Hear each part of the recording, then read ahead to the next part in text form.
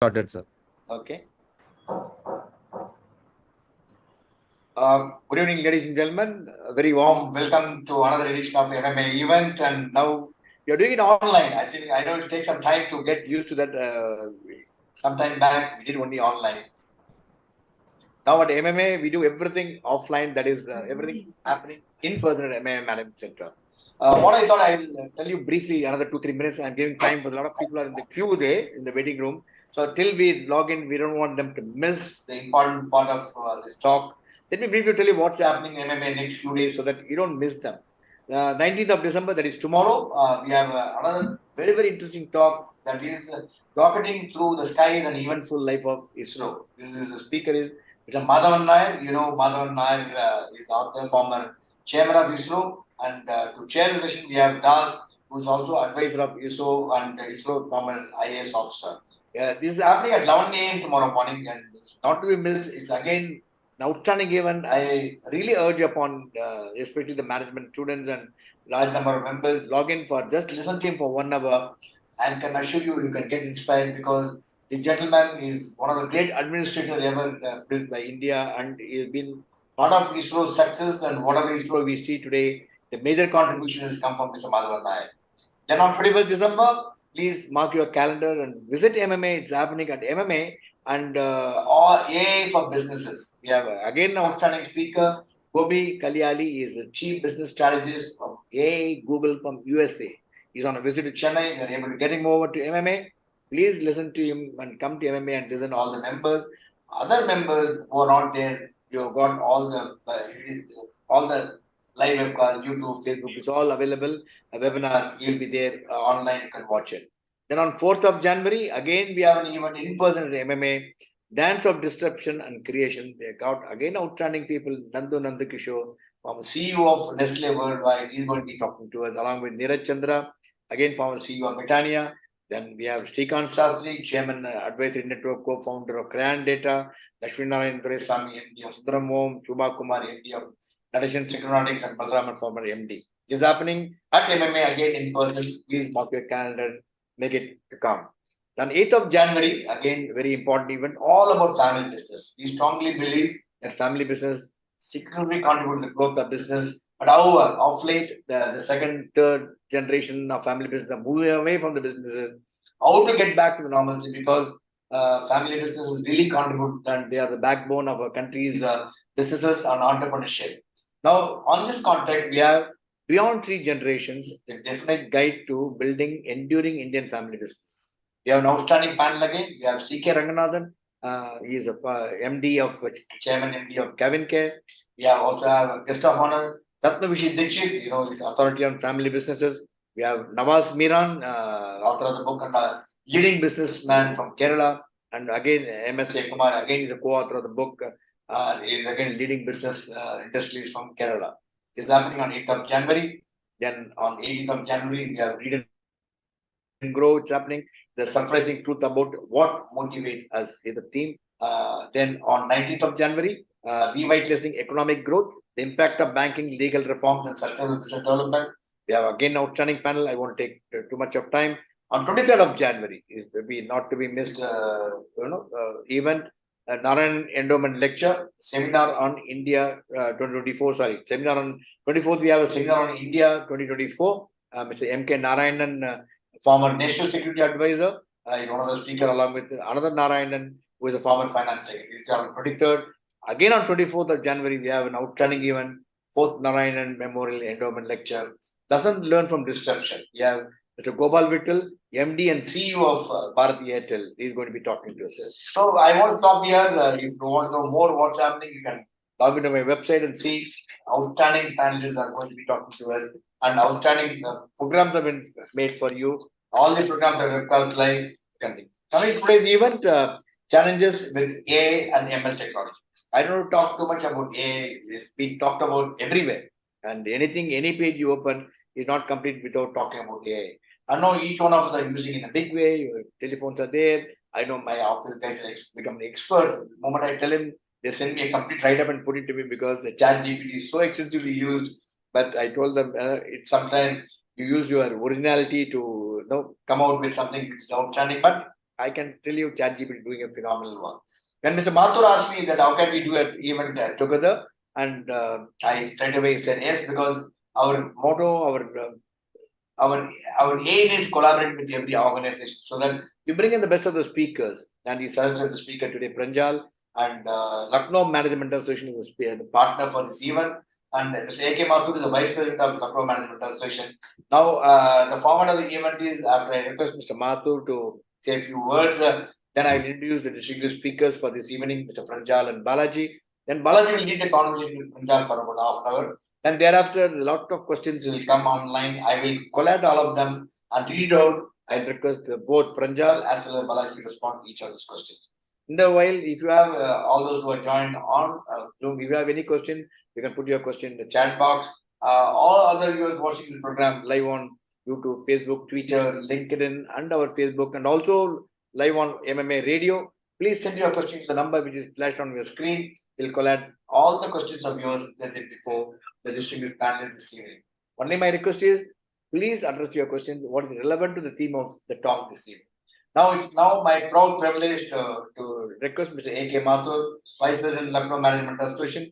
Mathur is very well dressed for the occasion because it's in Lucknow. Temperature is some 3 degrees or 4 degrees there. So he's enjoying a good weather, whereas I'm struggling with the air conditioner here. And Mr. Mathur is a very, very fine gentleman, very active man. I've seen him, met him a number of occasions at IMA National Convention.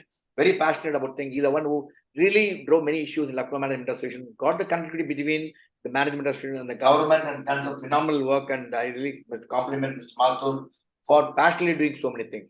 I now request Mr. Mathur to deliver formal remarks. In the meanwhile, let me also warmly welcome all those who have joined today in this Zoom, also our social media portals. My special welcome to all the members of Lucknow Management Association, and I'm quite sure we'll be doing more similar programs in future for the benefit of all our members. Over to Mr. Mathur to deliver the introductory remarks. Mr. Mathur. Thank you very much, Group Captain Vijay Kumar, for your remarks, and I welcome all the delegates, all the participants of this online session, which is being organized jointly with the Lucknow Management Association and Madras Management Association. Well, I have always been a great admirer of MMA with the excellent work it is doing, remarkable. In fact, I mean, I have no words to say, and we have really a lot of things to learn from MMA. Anyway, it's my privilege to introduce Pranjal Pathak, who is the guest of this evening, and also Mr. Balaji, who will be talking to him on the subject, which is so much talked about, as Vijay Kumar mentioned just now. But there are downsides and there are challenges, although it's a great transformative step. Now, I'll briefly introduce Mr. Pranjal Pathak. Pranjal is a 1996 graduate of Electrical Engineering from IIT Kanpur.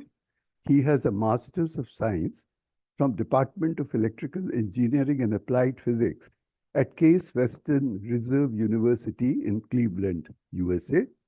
He's also an alum of Indian School of Business, ISB, Hyderabad, where he specialized in marketing and finance, where subsequently he attended the Tsinghua University, the School of Economics and Management at Beijing.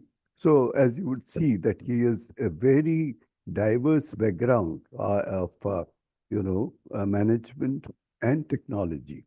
He has worked and studied in technology companies and startups in the US, UK, China, and India, and currently works on the impact of information and technology on behavior, for which he draws on his experience in addressing challenges linked to marketing, communication, leadership, and technology in multiple cultural environments. So, as Captain Vijay Kumar mentioned, that Chat GPT and other things, they are all very, very transformative, but they have challenges in machine learning. But whether we like it or not, we are very fast moving towards these technologies, and we hope that we'll have some useful takeaways from the discussion today. So, without wasting much time, I would request Mr. Balaji to initiate the session, and we are very attentively listening. That's all I can say. Thank you. Over to Mr. Balaji. Mr. Yeah. Mathur, before I request Balaji, let me briefly introduce Mr. Balaji. Oh, sure. That's My very privilege, important. and you have really done very beautiful introduction of the speaker for this evening. Balaji is a partner technology consulting analytics from UI.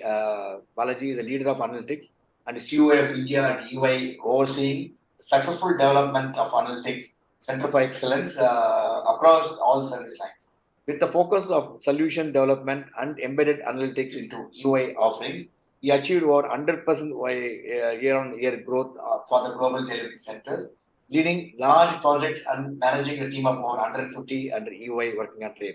Balaji's strategic initiatives and efficient people model contributed to one of the industry's lowest attrition rates and making him most instrumental in building the largest analytics team and achieving remarkable business growth. But Balaji is very closely connected with MMA. We do lots of seminars, conclaves together. Even recently, 3 months back, we had a seminar on AI, and which was very well received. And Balaji is, I can always tell him, the man with so much of knowledge on the subject of analytics and AI and so many other issues. He's also been jointly associated with a number of other events too, where we do a lot of work on innovation along with EY. And Balaji, it's indeed a pleasure to have you, and thank you again for accepting an invitation to lead the conference with Pranjal. I'm quite sure to brilliant mind, which I will be talking to each other, we'll bring in some outstanding knowledge. I'm quite sure each one of you who joined this evening on various modes will get inspired and learn so many things about the subject which are being discussed every day. All modes of it being. Vijay Kumar, I may mention that both these people being technologically such big experts that let them not make it too technical, otherwise it will go over our That's head. why we made a conversation, no presentation. It's only No, conversation. Yes. uh, Over to you, Balaji. Take it forward. Yes. And you can keep Mr. Mathur's thing in mind. Make it more fun and for the people to learn something what is not really brought out to them in various other forums. Over to you, Mr. Balaji. Sure. Thanks, Group Captain. As usually, been very, very generous in terms of introducing me. And thanks a lot. Thanks, Mr. A.K. Mathur. Thanks to both MMA and the Lucknow Management Center for this wonderful opportunity. Good evening to all of you all who is present here. It's wonderful, connecting with you all. And I take this session to be something which I could share my experience along with Pranjal. And I'm also looking out for a key takeaway from this conversation that we will have. So when we speak about the artificial intelligence and machine learning, I've been there for last 20 years in this area, and I've seen phenomenal growth. The limitation to the growth of AI/ML is only with respect to the computing power, and the computing power has been going significantly higher over the period of time. That the theory of possibility using AI/ML has actually gone up quite substantially. And whether we like it or not, we are all part of the journey. We are either using AI/ML in our day-to-day work, or we have been used by AI/ML for somebody else work as well. So, we don't have a choice. We've been all there in that particular journey. I'll give you some of the quick examples that I've been working back of late, which is of interest while among many other areas, right? So one of the critical areas that I've been working back recently is in the area of clinical trial in the area of pharmaceutical drug discoveries. Earlier, just to give a context from the industry standpoint, for any drug to be discovered, it takes you anywhere between 12 to say 15 years. And from the stage of identifying a drug, the chances of it getting approved at FDA is about 10%. That means 10 to 15, 12 to 15 years of time, and still the success rate is just hardly about 10% of it. So such is the target for the business to do it. And here we do a lot of patient trials, you clinical trial where you take patients to check whether that particular medicine is working or not, and what is the probability that that is actually happening or not. So I mean, getting a patient on an average, it costs about $1,000, and that patient needs to continue, and you need to observe that patient for long, and for you to get the data, for you to do this analysis.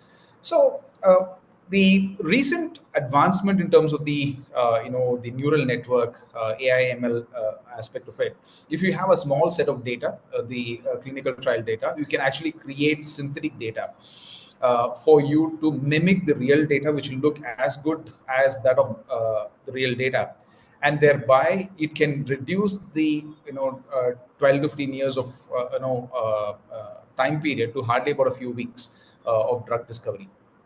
And the accuracy of these models are way higher than what you could normally see in otherwise. Though there are regulatory requirements which are yet to be obtained for using this sort of techniques, but the theory of possibility using the AI ML has actually gone up quite a bit in all these areas.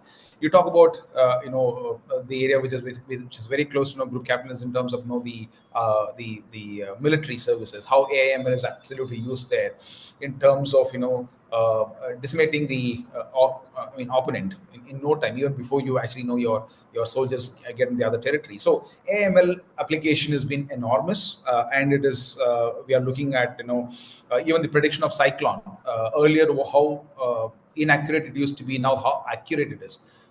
It's really helping us to save lives. So it's actually of a great boon for all of us. Given all of that, advantages that you bring in terms of AI, it's a very interesting conversation. Like both the management institutes have looked into this in terms of the challenges of which the AI brings in. And typically, I would rate the challenges into two aspects of it. One, in terms of challenges with respect to adopting AI, be it in terms of people power, be it in terms of model building, whether that model is going to be accurate, inaccurate, how hallucinations will play a part in terms of all this aspect of it. That's one aspect of a challenge. The second is the typical challenges that you have because of AI itself. Like for example, deepfake videos. Within a 3 seconds, my voice can be replicated, and you can actually get somebody or the AI to speak as much as, if not better than me, in terms of its conversation than anyone else. So there are risks, there are challenges because of AI itself, be it cyber attack, be it any of such sort of negative thing which can actually happen, while the positives are enormous.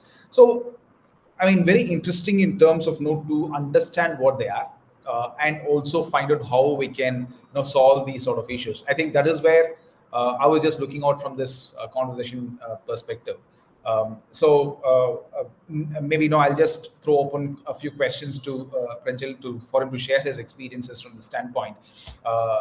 Pranjal, if you can just give your thought, and then possibly we can deep dwell in terms of this conversation. Okay, yeah, thanks, Balaji. So actually, I want to lead on from what you were talking about in terms of the drug discovery. And I want to give an example which is very relevant and recent. So the COVID vaccine was developed in a rapid time, and a comparison can be made to something called the rotavirus vaccine, which was built around a couple of decades ago. And it took 28 years to develop that entire vaccine. And from the healthcare industry, from the doctors in the United States at the time when the COVID vaccine was being developed and released, was if sufficient clinical trials have been done, if this is safe enough for us to use. So this right there was an example where we've already seen AI making significant impact, worldwide impact, in terms of the speed with which it allowed us to develop a new drug. What I also wanted to do, what I had in the back of my mind, was to give a quick overview of what AI really means, because of recent it has become a very glamorous topic, but it has been around for like 30, 40, 50 years. So there are, it's often divided into three different kind of areas. One is standard automation, where what we are doing is making repetitive tasks really easy to do, right? And so that's what's happening in the manufacturing industry. It's also happening in the financial industry, banking, and other areas. So that automation, it may not seem as if it is very intelligent, but it doesn't require a lot of background processing, where algorithms are being used. And what we're seeing today is essentially the buildup of what happened back then. Then the second large area where AI is prevalent is in prediction.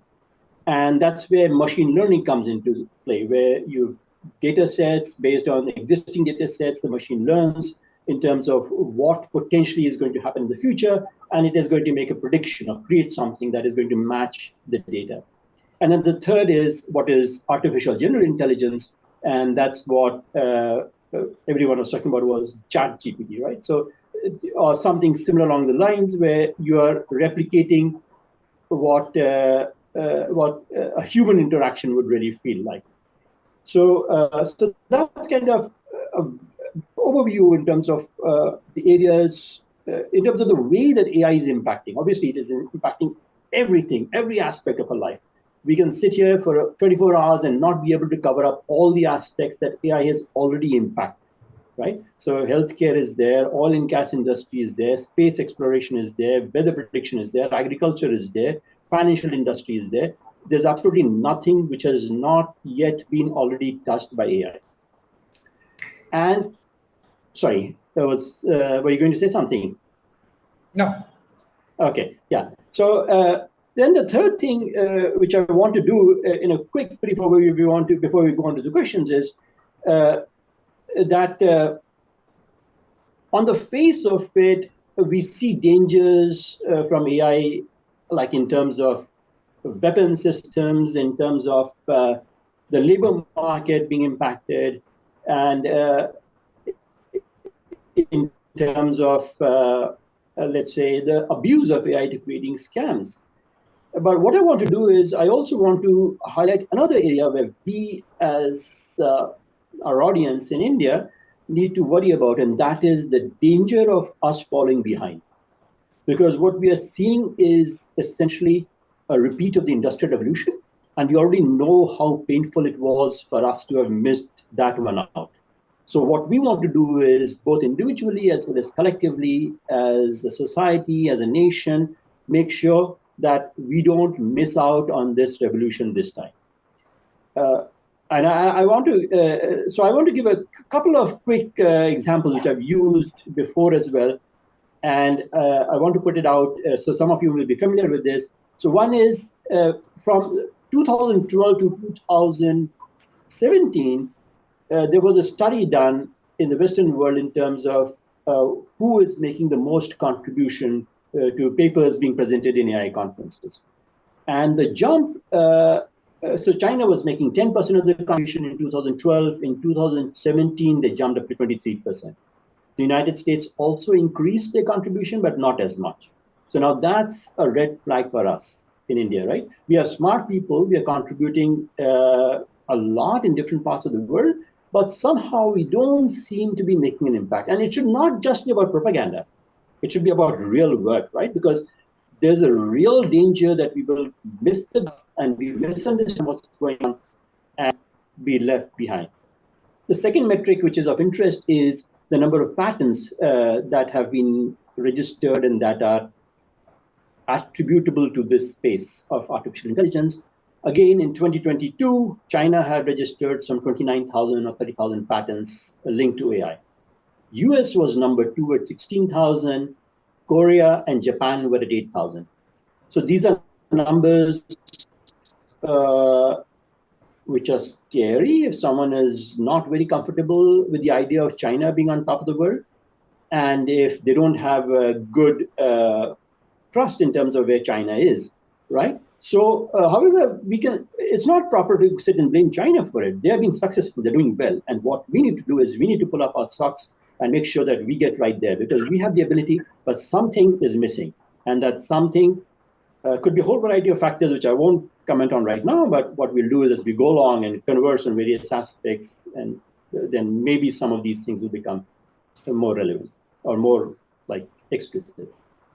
Fantastic, Pranjal. I mean, you've actually been wonderful in terms of talking about the impact AI has been having, what it is to start with, what an AI is, and then how it's an impact. And the most important thing that I really liked is in terms of as a country, how we can't miss the industrial revolution or the AI revolution, which is happening at this point of time, and how the US, China, Korea, Japan, they're all way ahead of us, and then how we should actually, get closer to that. In fact, even within whatever limited AI India has adopted, I mean, I actually found out to be,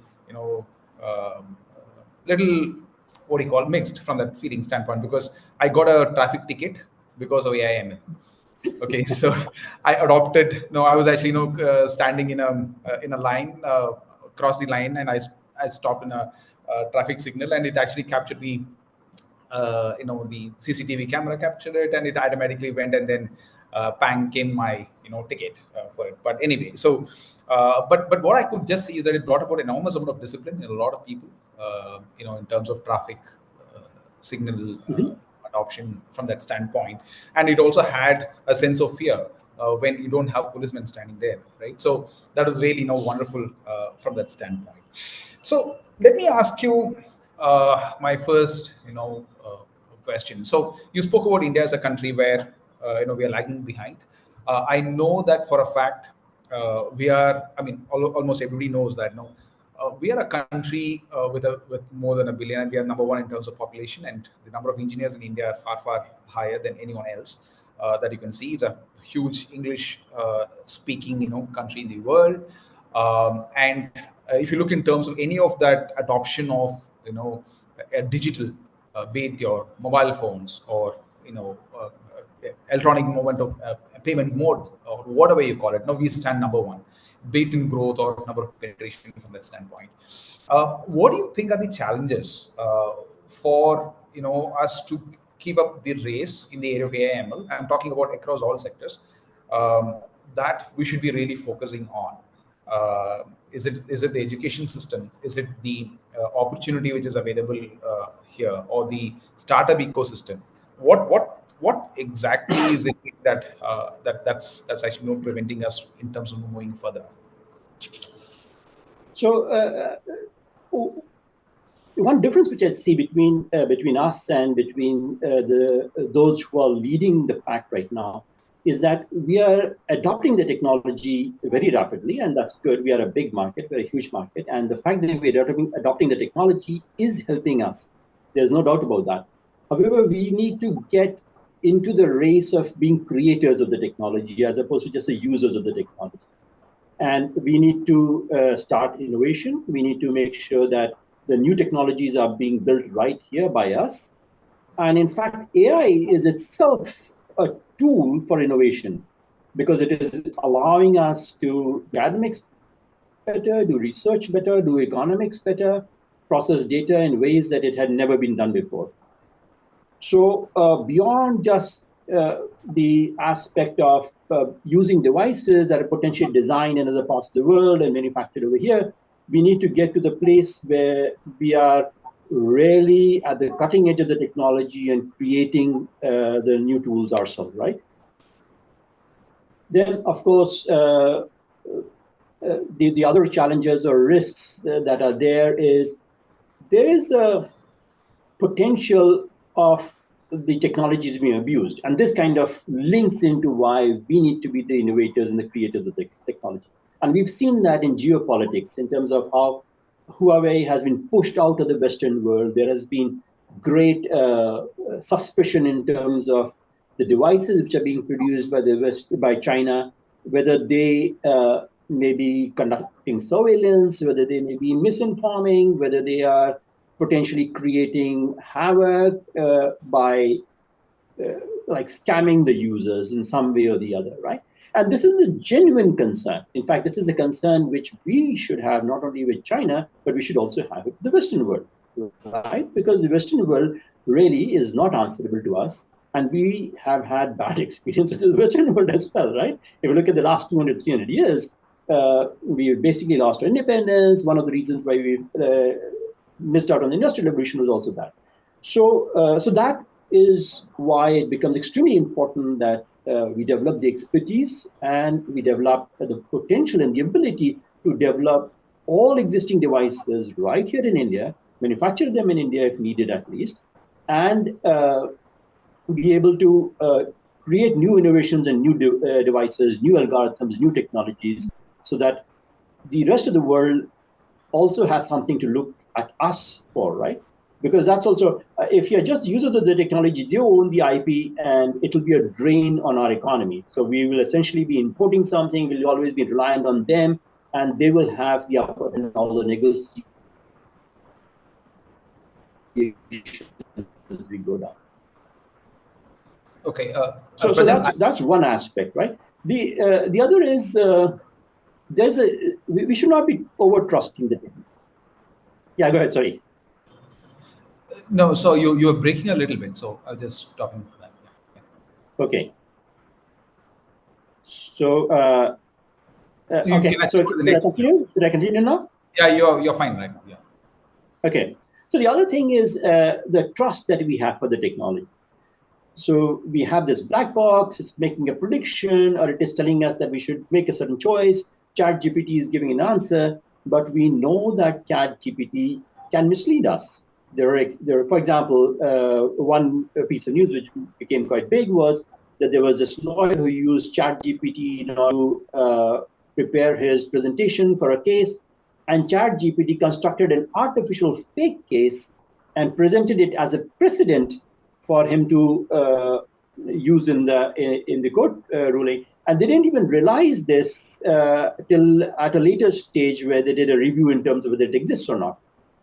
So now, is it possible to make sure that ChatGPT or tools like ChatGPT are always verifying the information? Yes, it is possible to do that, and in fact, I'm not sure as to why that was not done in the first place, and that's the other challenge, where you can have these really smart people building these technologies and they're focused on optimization or solving problems, but the legal framework hasn't quite caught up with them. And they're not doing anything illegal to the best of their knowledge, but the goals that they have may not really be beneficial for society.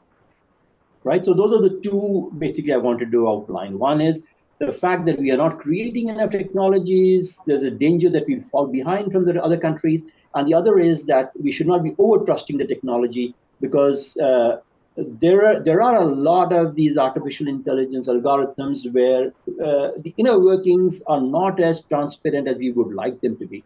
And so we want to make sure that there is human supervision to make sure that whatever output we get, it is valid and it is verifiable. Okay, great. I mean, I get your perspective. I heard from someone. I'm not so sure if it was accurate or not, but I was actually told about when ISRO was formed in India. The objective was not to be a number one, space organization in the world, but exactly replicate what the Soviet Union and the Americans have done. And even if the gap is about 30 years, 40 years, it's fine. But just go ahead and try to see. You take another 20 years, make sure that you get to that stage of what the Americans are today. The point is that you just copy, and over a period of time, you need not be number one, but still you'll be there. And have it as an objective for your welfare of your people, as an objective than getting into a race. In the overall scheme of things, maybe the strategies and approaches could be a little different, and the amount of investment that we can do in this case, I'm sure that the private and public will also come together to bridge this gap, rather than being number one leaders. At least in the time that I could see. So, just moving away from the national part of it, some of the news that you see about some of the film actresses whose deep fake videos are getting published, and it's actually coming out in a wrong way. What are those sort of challenges? I mean, I know for a fact, there are ways by which some of my friends, luckily, in this case, I was not duped, but some of my colleagues have lost money. because of some of the digital payments that they have made. A very, very innovative way of losing out money, which you would not never imagine. Those cases are very, very interesting. There are quite a few hackings that do happen. So due to all of this stuff, which will paralyze you as well. So what do you think those sort of challenges, which I or which all of us as an individual need to be aware, because which that AI ML can put you into, it could be a privacy, it can be any of such sort of issue. So what do you think are those, and how do you think that we should be addressing it? Yeah. So yes, at the individual level, there is this danger of being manipulated, of being cheated. And around 10, 15 years ago, when we were telling people that your data can be very abused, people were having difficulty comprehending it, because the way that they were thinking is, here's my name, my phone number, my address, my bunch of pictures, videos. What can possibly go wrong, right? My bank account is safe. Those transactions are perfectly fine. And so when they used to think about data security, they used to think about the one-time passwords, the passwords to your bank account or your computer and stuff like that. However, as we are seeing with deepfakes, it is possible to not just do identity tests, but to destroy a person's credibility, to destroy a person's image, social standing, and it is leading to mental health issues, particularly in youngsters, right? Because in the UK, they found that teenagers, like some 60, 70% of the teenagers have already attempted to create obscene pictures of their classmates using just images of them. So it's so easily accessible that even kids can do it, right? And so they are the users of technology. The technology is not being regulated as well as it should be. And I think there are two aspects to this. One is, of course, as individuals, we have to learn to be smart. The other is the responsibility lies with the creators of this technology, and more than that, with the governments, actually, right? And that is what has happened. The EU just last week announced that they created a law where anyone who's created a deepfake, they have to attach a declaration that this is a fake video. So right there, there is a mechanism for them to punish the individual. So there was no mechanism earlier to punish individuals who are creating deepfakes, but now at least in the EU, that mechanism exists. And the other thing which is of interest, which the EU has done, but before I tell you that, let me tell you the scenario. So often people go and post something on Twitter, right? And then they'll post it when they're like 21, 22, when they're hot-blooded. And then 5 years, 10 years, 15 years down the line, someone will go and dig it up, and it will result in the cancellation of their careers, right?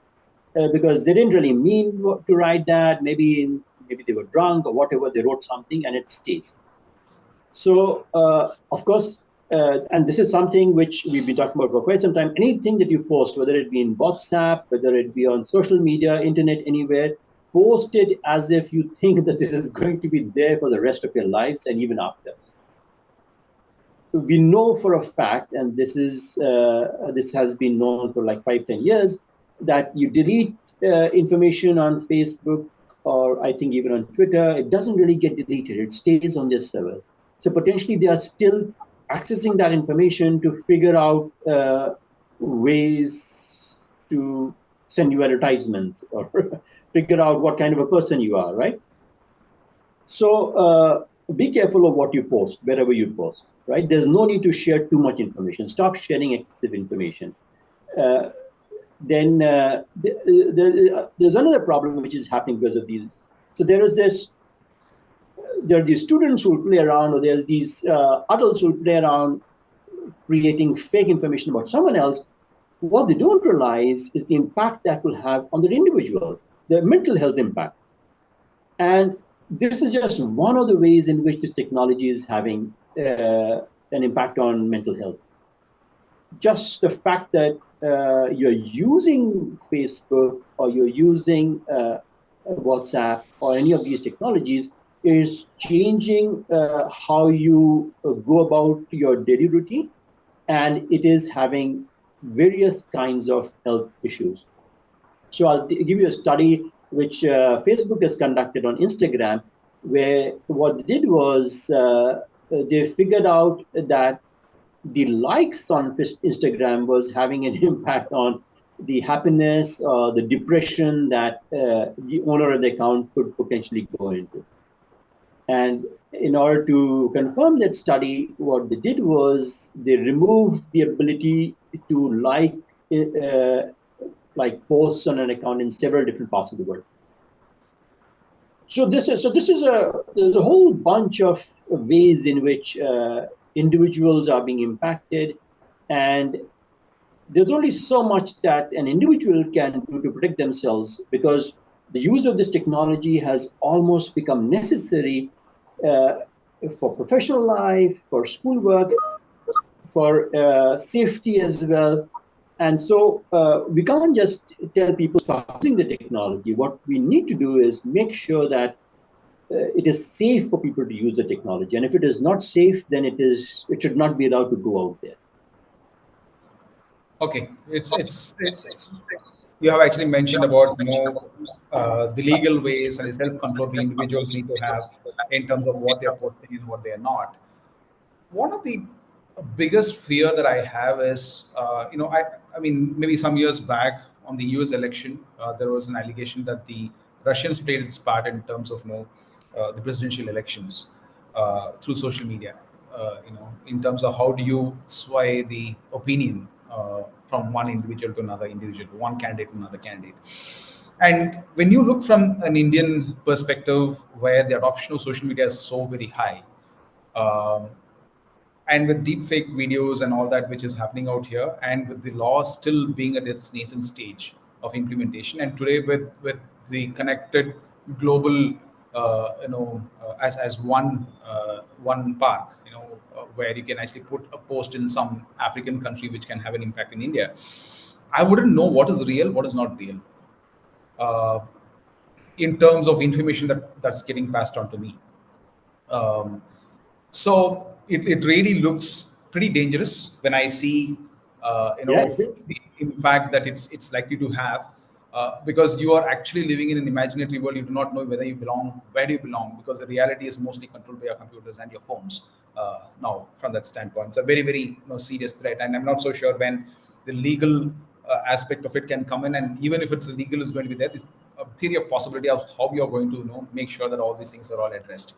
And definitely, I also see a bigger challenge, because at least in India, we are a little better off, where we are trying to compare ourselves with China and with US in terms of technology standpoint. There are several countries, societies, which are not up to that stage in terms of technological advancement as much as we are, and they're still worse off than us. Another important topic that you actually covered, maybe last 5-6 minutes, I thought is very important. One is in the area of mental health. Um, what I have seen, I actually happened to read an article where the life expectancy, in fact, there is a wonderful collection of number of books made into a book itself, right? So that it actually spoke about how the life expectancy of the current generation is actually going up quite a bit, like from X years. In every other country that you're able to see, the life expectancy goes up. They also have predicted that the life expectancy of the next generation is to come down quite dramatically, by at least 20-30 years, although there's going to be advancement of medical science, primarily because of changes to life cycle, lifestyles, in terms of how these AIML is going to make you sit in a place, not to have that activity. The entertainment is going to be there, and not just the entertainment, every other work. You spoke about robotics, you spoke about every other thing which is going to do stuff for you. And already this life cycle has actually changed, and also the stress it actually brings in. You're actually in your own world. You don't seem to be interacting with fellow human beings. A lot of such issues which is actually coming out from the advent of this AIML perspective. What do you think that is it as bleak as I'm talking about? In terms of the mental health, is there any way that we can actually find a solution? What's something which you should be aware and should be doing? So therefore, no, we are guarding ourselves and our next generation, not falling into that prey as a family and as a country as well. What would be your suggestion? Yes, so the short answer, yes, it is extremely bleak. All these technologies They impact people in two ways. One is unintentionally they're causing problems. So there's no bad intention from whoever has developed the technology or whoever is attempting to get you to use it, but they're causing problems because they're so new, we don't really know the full impact that they can create. And the second is because these technologies actually make it easier for a scamster to scam, right? And so there was a whole, you talked about manipulation of elections, and then that right there is a mental health issue as well, right? Because one of the ways that they manipulate it is that they create fear, and then they create radicalization, and they use that to polarize, right? So what this does is a lot of, and then of course there's misinformation and disinformation. There's a lot of lies. So what this does is it creates a cognitive dissonance in the individual. You see one thing, you believe one thing else, and at some point of time, the ideas have been planted so deep through propaganda that you are not sure if the choice, subliminally, subconsciously, you're not sure if the choice you're making is the right choice. And this is where you'll see, this is almost like being a teenager, where the teenager doesn't really know what's going on inside them, right? And so they'll be angry. They don't know why they're angry. And you'll ask them why they're angry. It's going to, and this is not a new issue, right? So this experience is not the experience of someone being angry and not knowing what they're angry has always existed through humanity. But what the technology is doing is that it is making it more prevalent. It is making it more easier for malicious actors to bring that about, and it is more difficult for an individual to protect themselves from it. So let me also throw one more thing out there. We talked about is it really how bleak is this, right? So I'll give you an example. I've used this example because some of you may have heard of it.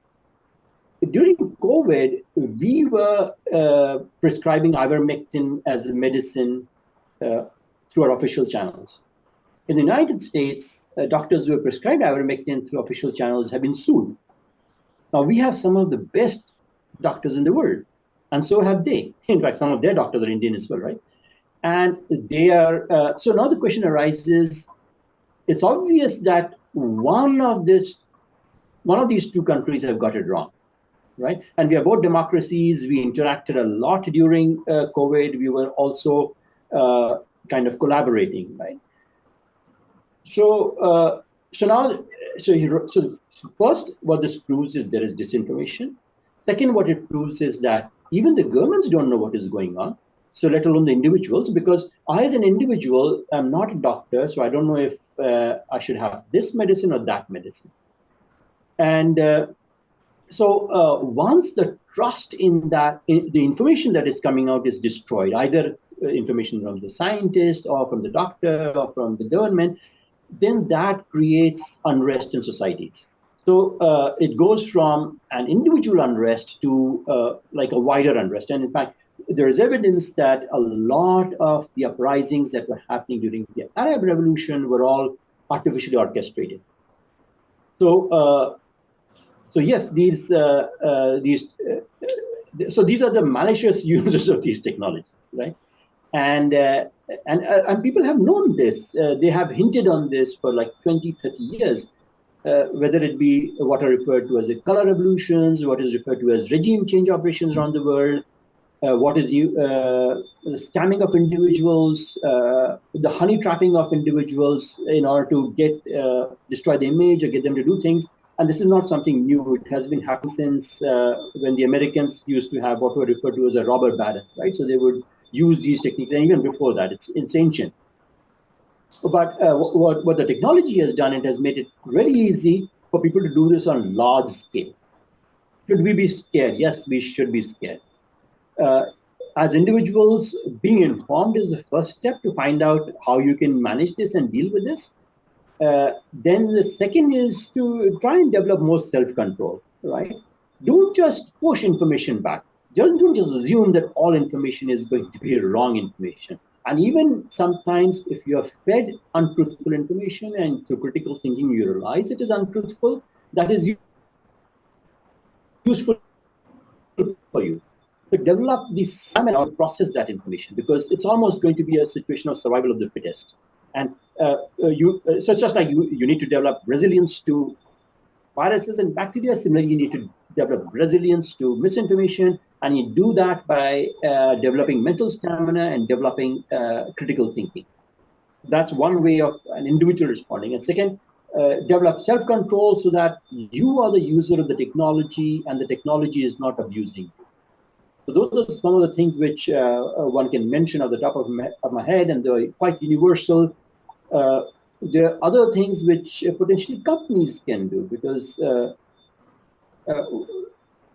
as I say that even if you're a drug addict, what you need to do is make sure you don't kill your user, right? If the consumer dies, then you've lost the market, right? So even if from the perspective of the company, what you need to make sure is that you don't bring excessive harm to the population, right? And this is, I know this sounds extremely unethical and immoral, but this is exactly what a lot of the companies have been doing for the last several hundred years, right? This is what the tobacco industry was all about. You get your consumer hooked, but you make sure they don't die, right? And at some point, what the companies need to realize is that flourishing economies, healthy individuals make better customers. So the companies also need to make sure they align themselves along those paths. Don't just think too short term, because if things collapse in the way that they can potentially collapse in 5 or 10 years, then it's not going to be very, what do you call it? We're not going to be very profitable for you in the long run anyway. I know that I'm painting a very negative scenario, right? And it's very easy for me to give positive information as well. There's a lot of information out there in how AI is making our lives easier, and that's good, right? However, I'm not saying that you should not adopt the technologies. What I'm saying is that these technologies are already being abused at the individual level, at the level of scale in society, and at the international level. And what we, and this is obvious from the actions that are being taken by, let's say, the Western world, right? Let's say the choices being made by the Western world. They're attempting desperately to cut off China. They're attempting desperately to come up with these regulations. So this regulation, which I wanted to mention earlier, but it slipped my mind, was the EU has also come up with a regulation called the right to forget. So if there is information about an individual, data about an individual that is stored on the server of a company, then they have the right to get that company to delete it. In fact, the EU, I think, has been the world leaders in terms of setting up these regulations. And if we just follow what they're doing, that's probably good enough as well at this stage. Of course, we have to be a little careful, because the way that every country operates is they'll try to protect their consumer advantage, right? Their competitive advantage. So what they'll do is they'll have two facets of everything: the facet that you think you understand, and the facet that is actually happening. And that was evident in that in the diversion when it came to the use of ivermectin, or the diversion when it came to use of vaccines. There was massive propaganda of vaccines, and a lot of it was being propagated by the governments themselves, right? And I'm not just trying to label the government of one country. I'm talking about worldwide. And one of the reasons why this was happening is because there was a genuine concern around the world that this is a weapon. There's a genuine concern. And in fact, AI as a technology has the ability to help people create such weapons. AI as a technology also helped them create a vaccine fast enough. So right there is one of the ways in which AI is being weaponized. And it's being done in a fashion where you don't even realize that what you've been hit by is potentially a weapon. And once you realize that it has been hit by a weapon, so let's say a country like China realizes that maybe it has been attacked by a weapon, right? Or even a country, the United States is different. I didn't want to use the United States as an example, and I'll tell you why. So now, let's say China realizes that the United States has done some fishy behavior, and they actually attack them using this virus. So what would China do? Would China pick up a fight with America? No, the Chinese would not do that, right? What China would instead do is they would figure out ways to make sure that they protect themselves. They most likely will not openly declare that the United States has committed this for two reasons. One is because of globalization. So they're so deeply intertwined that both are reliant on each other in terms of the economy. And the second is because the US is immensely powerful.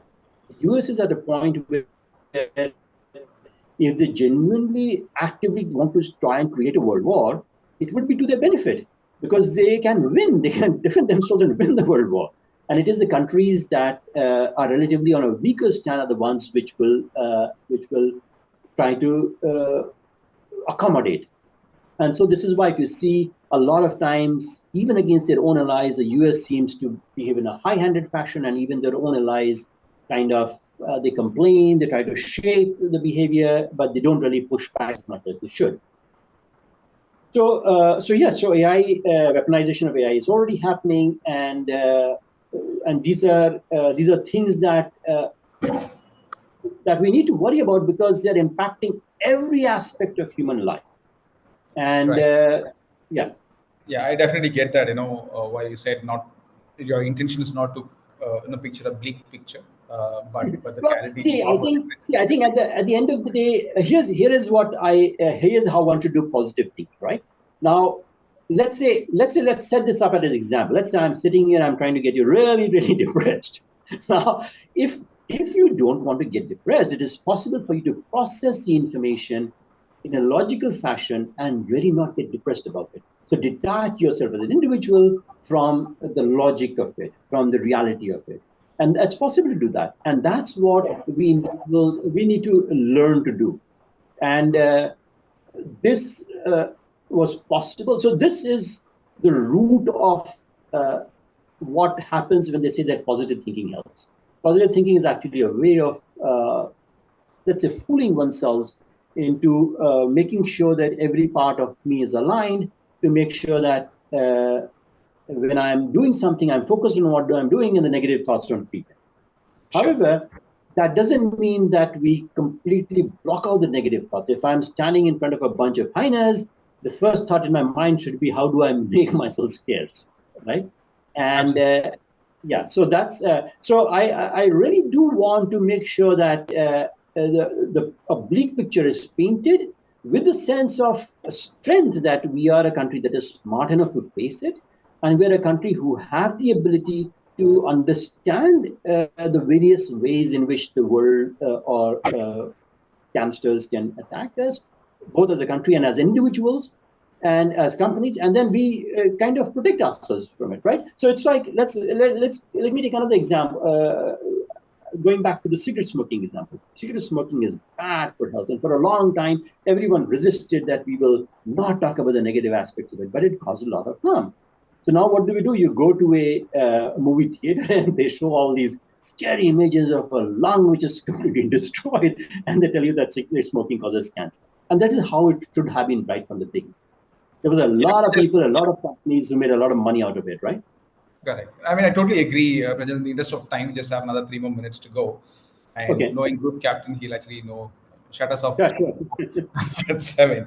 Okay, so I totally get it, in terms of the risks that's out there and the challenges that we are facing. In fact, I happened to read some long time back when the airplanes were actually totally dependent on the satellites for its navigation. And once there was a problem with the satellite and the flights could not land for what, 3-4 hours, it was all flying bombs ahead of on our side.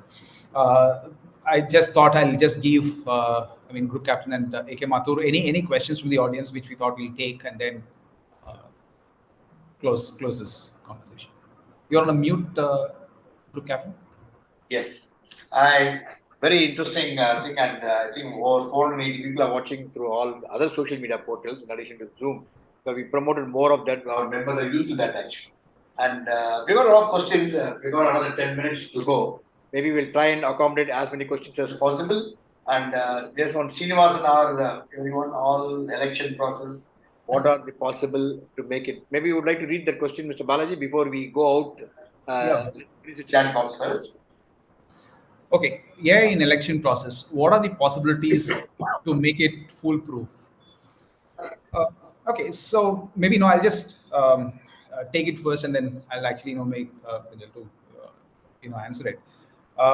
So there are two aspects of it. One, the election process. I feel like when you talk about voting and then subsequently publishing the result, I think that's one aspect of it. But the process of campaigning, how do you make sure that the opinions are made? How do you go in terms of creating that sort of an impression on the on people? I mean, that is a bigger process in terms of how do you do that. If you ask me, it is still in a nascent stage of evolution in terms of regulatory or managing it from that standpoint. Though the government is looking from putting controls on all the social media, be it the Facebook or Twitters and all that stuff in terms of what they can publish, what they should not be publishing, and all that stuff. Uh, but if you'd asked me, are we there in terms of maturity, in terms of seeing that? I don't find that to be the case. But Prajal, any thoughts from your side? So, yes, so there are two aspects of it. One is, of course, campaigning and the misinformation. A lot of the misinformation is coming from the political parties themselves. In fact, misinformation is also coming from the government. So the entire Russia intervention in the 2016 elections was basically fraudulent, right? And we know that because there was this Christopher Steele dossier. That dossier has been proven to be fake. And it is well established that the FBI was pursuing the investigation even though they knew that the dossier was fake. Now, this is verifiable information. So now the second aspect is there was another dossier, one about Hunter Biden, that came out before the 2020 elections.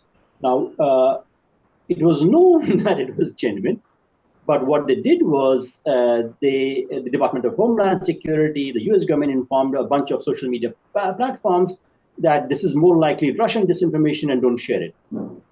So the elections were manipulated. Now, was this legal or illegal? That depends on the fine point of the American law, right? So that's one aspect. The second aspect is, there are certain rules that already exist, and I think they exist in our system as well, known as the Code of Conduct, which happens is announced and when the campaigning starts. What is also Achar Sanghita, or the Code of Conduct. And a lot of times it is not policed as well as it should be, and the political parties and the politicians themselves don't show enough self-restraint on it.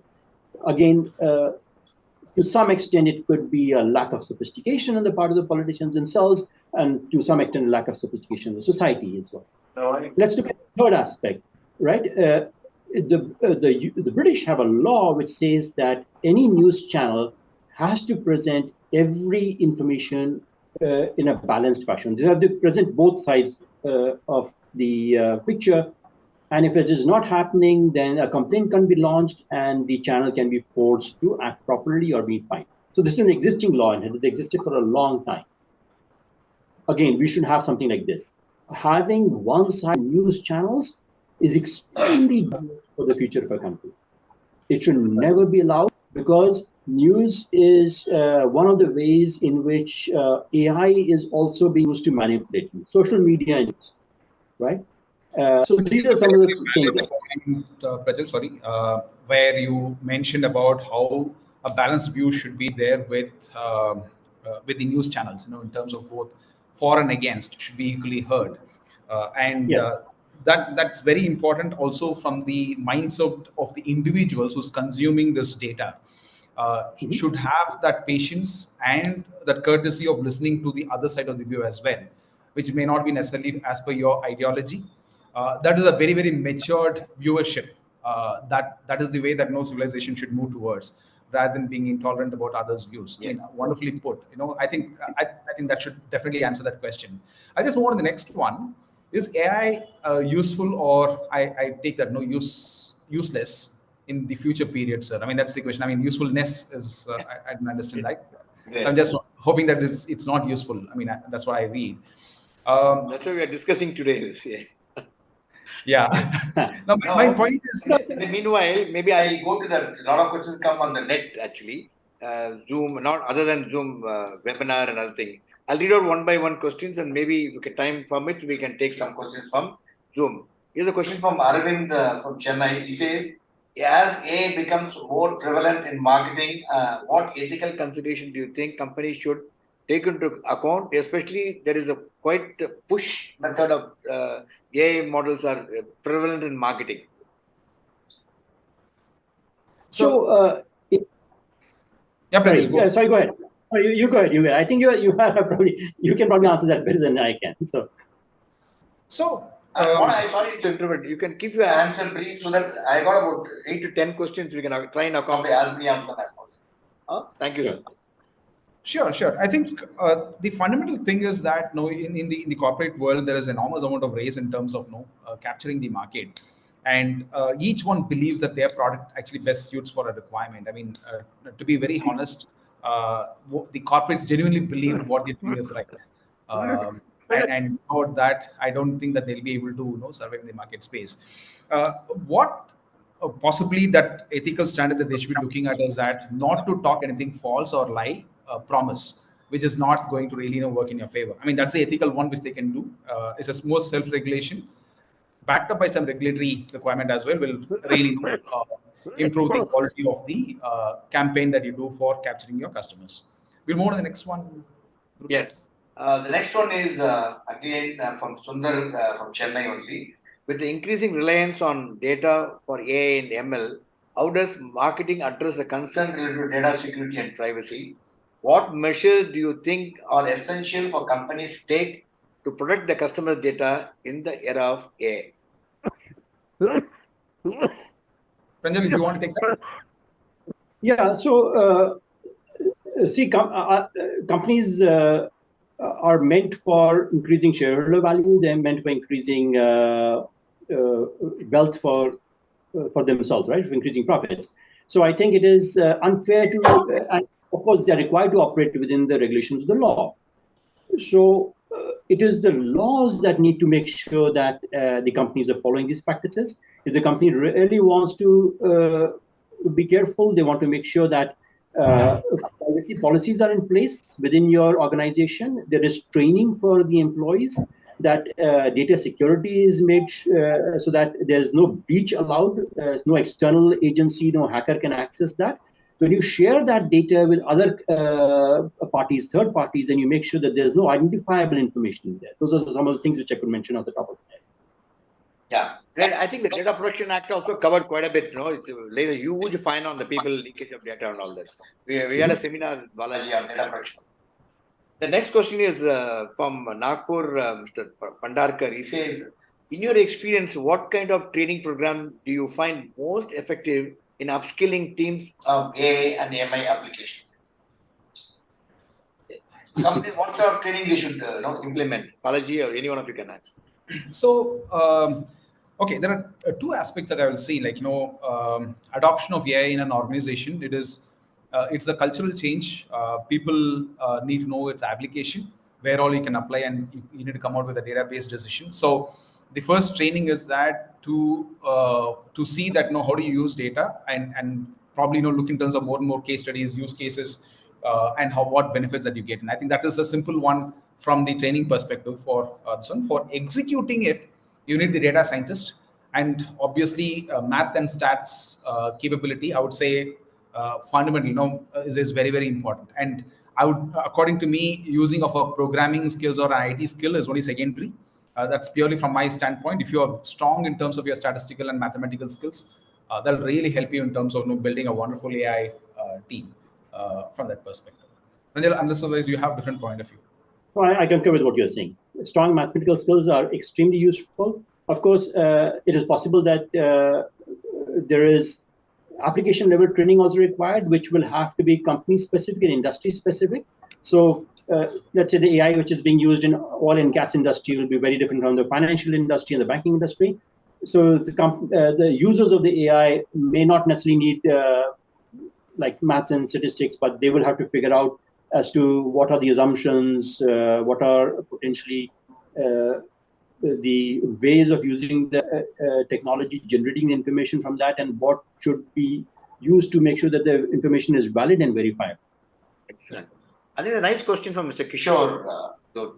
In the era of digital twin and advanced language models, how do you see the use case of AI in contributing to reducing CO2 emissions to achieve net zero, which would affect few industries? Because I know a lot of initiatives taken place. The number of research startups are there already functioning. Maybe you would like to add something, Mr. Pranjal, Balaji. This CO2 emission really a very, very serious issue.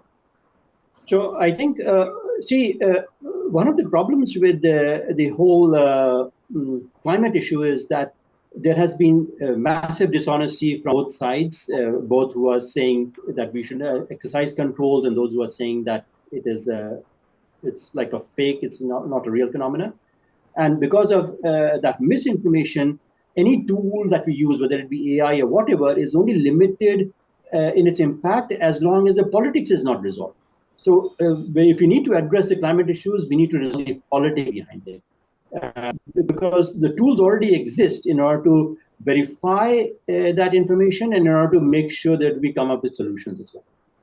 Balaji, maybe like to add, I remember you mentioned once the CO2 carbon credits and how AI can measure absolutely and convert that into credit and which could be used by the industry. I remember maybe something relevant to this.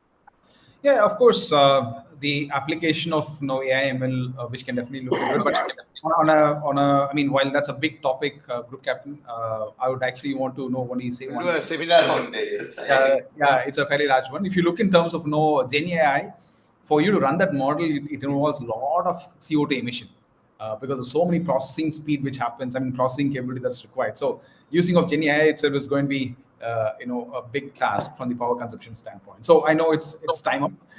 So I'll ask last two questions. Maybe one in the chat box is: aviation is considered as safest transportation. How can AI can incorporate in the airlines? Because still it works in prediction in terms of historic data. How it can be more specific in terms of use case. I think it's quite known technology. AI, I mean, I feel like, while, to me, the technology is used quite a bit. In fact, I do not know what was referred as in terms of maybe talking about GPS, we more rely on GPS actually. So, how can AI to some extent? So multiple aspects of it, Group Captain. One is, right, that IoT is used extensively in an airline industry because I know for a fact that every other engine part, the chips are there where the data is actually transmitted to know when that engine is likely to get a failure, and therefore you almost maintain it at close to zero from that failure standpoint. Then you use a lot of satellite technologies and wind movements and cyclone predictions and all that stuff quite a bit that has been used as well, so that when you navigate, which places to avoid and which place to go to as well. So the lot of already a lot of AI in that particular space is being used as at this point of time. So quite well connected there from this standpoint. One last question I will combine. Maybe Pranjal would like to add something, or we'll move to the next question. No, I think he's covered it basically. So maintenance and the ability to fly, both are the areas where AI is used. Yeah, and Group Captain himself being from the Air Force, he knows fly by wire. Quite a bit are used actually, but scary. But so far, good. Then we also have one question chat box. I also put one last question from the thing. We got a number of questions. Since we already reached the end of the thing, artificial intelligence is displacing occupation and increasing unemployment. What's your perception towards this? And one last question again: what do you think that government and the industry bodies should play in regulating AI and ML technology? The last question for you. Yeah, I mean, let me go with the first one. I thought that Darwin's principle holds good in anything. Like, we have to adopt to changes. The survivors are not the most intelligent and most strongest. It's the people who are able to change and adopt to those changes. Obviously, that's the answer for the first one. The second question, sorry, I missed that second question. The second question is, what role do you think the government and the industry bodies should play in regulating AI and ML technology? Right. So, yeah, regulation, of course, it's very, very important. And of course, regulation should be in line with the time. And in fact, in this case, it should be ahead of time as well. That's very, very important. Of course, the trade bodies and the management association should drive it in terms of what regulations which is required. Therefore, the risk with the society is going to face is actually minimized quite a bit. That's my response to that. Pranjal?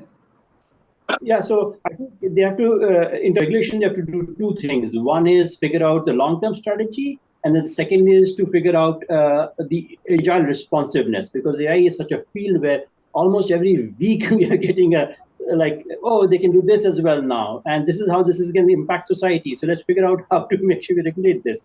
So they have to have both, one long-term strategy and the other is responsiveness. And on the jobs issue, see, the thing is, productivity is going to increase, so it is going to be easier for us to generate, make more staff with fewer people. But what that also means is that the price of the things are going to go down. The quality is going to improve. So what that means is demand is going to increase.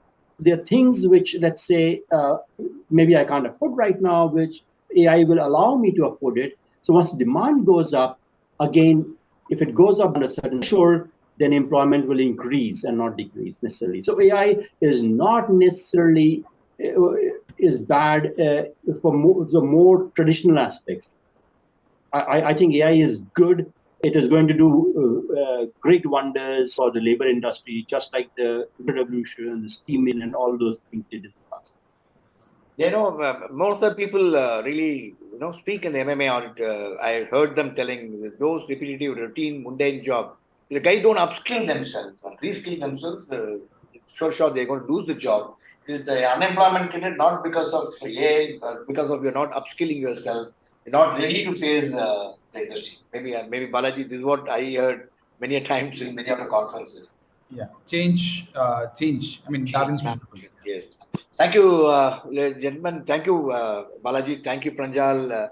It's been a fascinating evening because AI is a subject we can keep talking, and we do quite a bit of work more with Balaji, and I think even day after tomorrow, you must watch. I'll give the link. Gopi Kalyal talking from AI for business. He's come from USA. He's head of Google for strategy.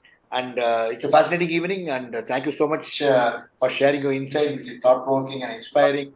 I'm quite sure we kindle the thought process of many, and they would have become more wiser in the area of AI, understanding the concept and how they can really put to use in their own organizations and other places. Now, thanks. You're joining us. You are separated by distance. Next time when you come to Chennai, love to host you at MMA. But as a part of our thing, since you are separated by distance, would like to present a digital memento to you.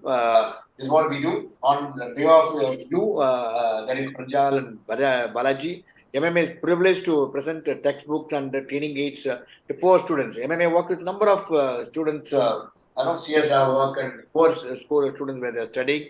This is what we share only because people like you come and speak in MMA. That's our tremendous value. That's what the full power of some outstanding corporate individuals come and join us.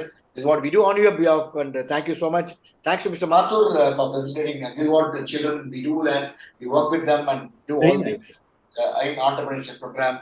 This is all happening. PS school, children garden school, girls, Lady Swami Girls School. We work with a lot of schools, really inspire a lot of young girls and boys who are studying in poor schools so that they become more independent and start getting something for their good. Thanks so much, and indeed a privilege to have you with us this evening. Thanks again, Mr. Mathur. Lovely to see you again. Let's collaborate in future. I will share with you. Pranjal, next time you come, look forward to seeing you at MMA. We're privileged to host you in Chennai. Thank you. And Balaji, thank you. Thank you all the viewers watching this program, all our channels. If any of you have missed, not to worry. All the recordings are available in our social media portals. You can watch it anytime, clicking into our YouTube channel and the other channels. Thanks so much. Till we meet again. Bye-bye. Why meet again? Thank you. Thank you very much. Bye-bye. Good night. Bye. See you, Balaji. Thanks, Pranjal.